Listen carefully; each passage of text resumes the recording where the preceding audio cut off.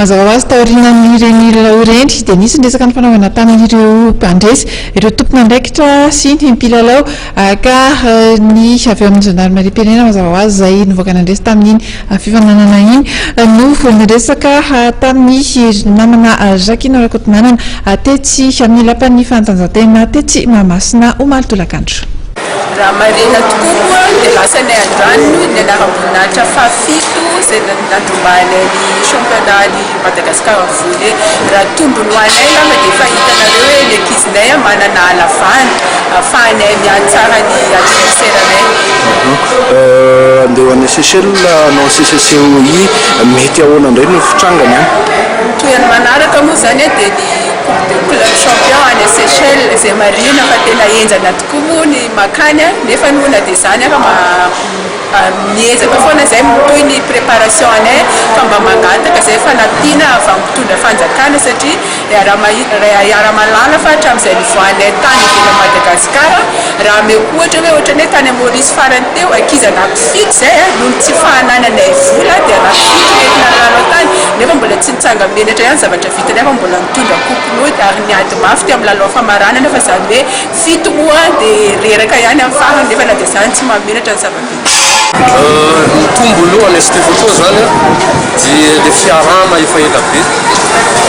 Stefoto moa fa nisy tamin'ny 2002 ny ankamaroany ireo mbola nijanona no Stefoto foana ny ankamaroany zay zao tombo anankiray dia ny faharoa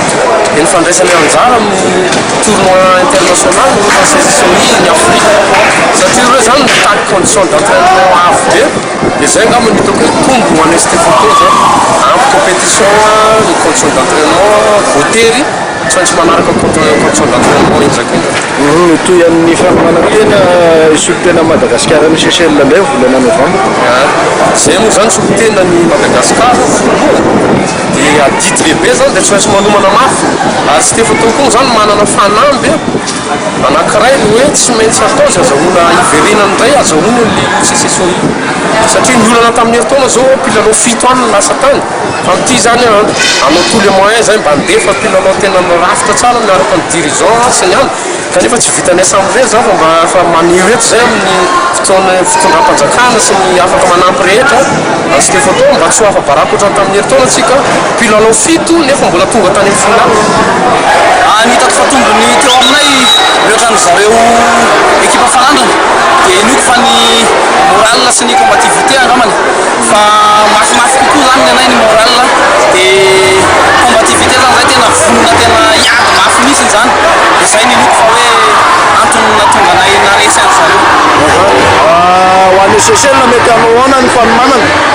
Tsy maintsy mafimafy ny fanomanana rehefa any Seychelles fa ekipa vahiny moa mifananana amin'ny tena dia ambonimbony kokoa ny niveau dia tsy maintsy manomana mafy mihitsy. Raha ny tena marina moa zany atao hoe tsy dia mananana tsaiky efa zany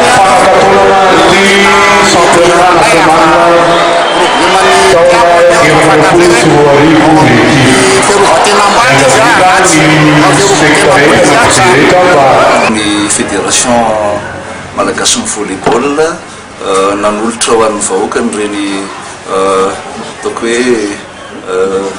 lalao mendrika ny zany hoe anaram-boninahitra aloha amin'ny lehilahy zany amin'ny resaka volleyball miarabany koa ny ekipa ny tiavo satria hitanareo fa ambony dia ambony ny lentany reny ataoko hoe mpilalao avy any Haute-Matsiatra reny zany ary arabaiko manokana ny gendarmerie nationale avy amin'ny alalan'ny gendarmerie nationale volleyball ny sport ny fanatanjahantena zany tsisy secret zany fa ataoko hoe ny fanomanana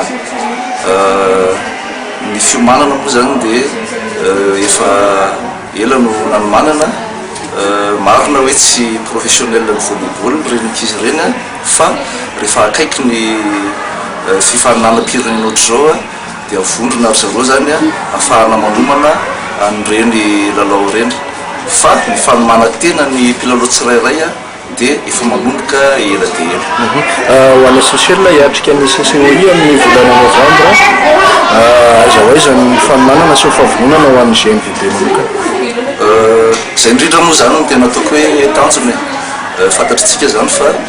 tilotona mifandimby zao dia nahazo ny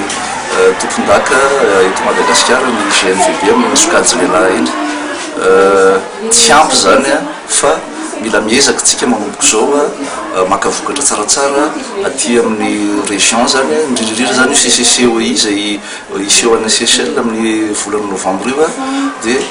ataoko hoe tsisy an'izany hoe tonga dia mandresy zany fa manomboka zao zany efa mijery ny tetika ny hoenti-manana manomana ara-moraly ara-teknika ny mpilalao zay zany no zavatra tsy maintsy atao.